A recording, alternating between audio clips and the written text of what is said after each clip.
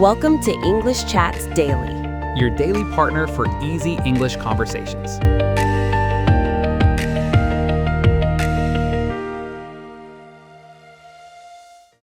Picture this. You're having a conversation in English and suddenly you miss what someone said. Your heart starts racing, you feel embarrassed, you want to ask them to repeat it, but you don't know how. Sound familiar? Well, today, Eva and George are going to show you exactly how to handle this situation with confidence. Hey everyone, welcome back to English Chats Daily. I'm your host, and today we have something really special for you. Eva and George are going to demonstrate the most useful phrases every English learner needs to know. These are the magic words that will save you from awkward silence and help you keep any conversation flowing smoothly. Before we jump in, let me tell you why this matters so much. Every single English learner faces this challenge. You're listening to someone speak, and suddenly you realize you missed something important. Maybe they spoke too fast. Maybe there was noise around you. Maybe you just got distracted for a second. It happens to everyone, even native speakers.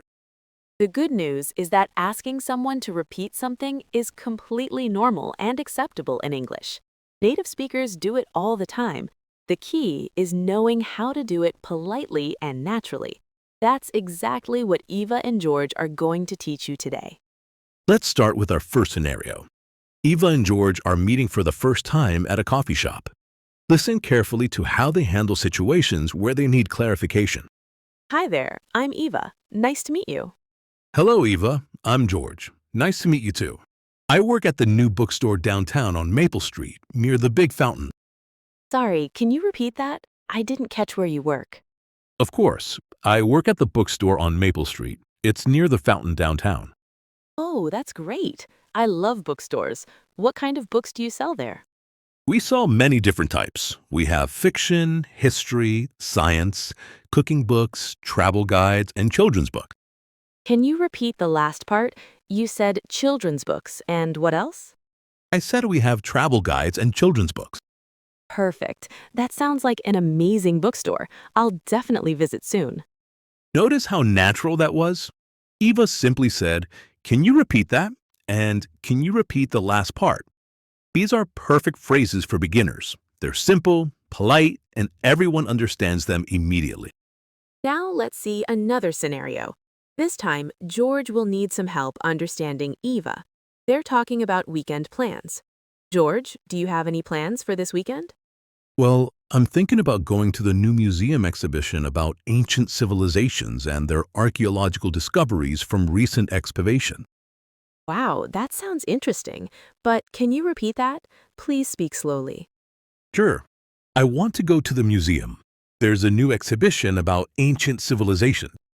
That's much clearer. What kind of ancient civilizations? They have artifacts from Egypt, Greece, and Rome. The exhibition shows how people lived thousands of years ago. Sorry, can you repeat the first part? Which countries did you mention?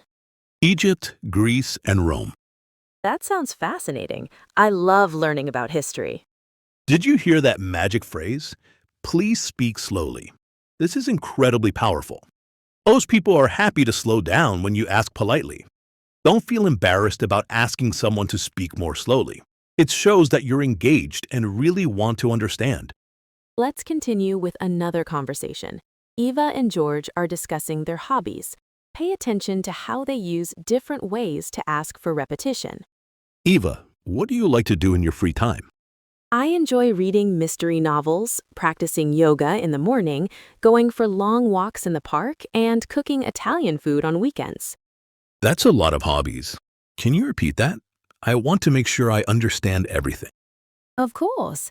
I like reading mystery books, doing yoga, taking walks, and cooking Italian food. Thank you. That's much clearer. Which activity do you enjoy most? I think I enjoy cooking the most. I love trying new recipes and sharing food with friends. Can you repeat the last part about sharing? I said I love sharing food with friends. That's wonderful. Cooking brings people together. Here's something important to remember. You can ask for repetition in different ways. Eva used, "Can you repeat that? I want to make sure I understand everything." This longer version shows that you're really interested in understanding completely. Let's practice one more scenario. This time, there's some background noise, making it harder to hear clearly.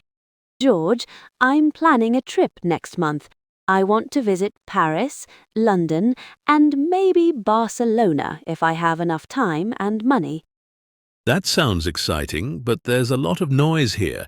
Can you repeat where you want to go? Sure, I want to visit Paris, London, and Barcelona. Can you repeat the last city? I didn't hear it clearly. Barcelona. It's in Spain.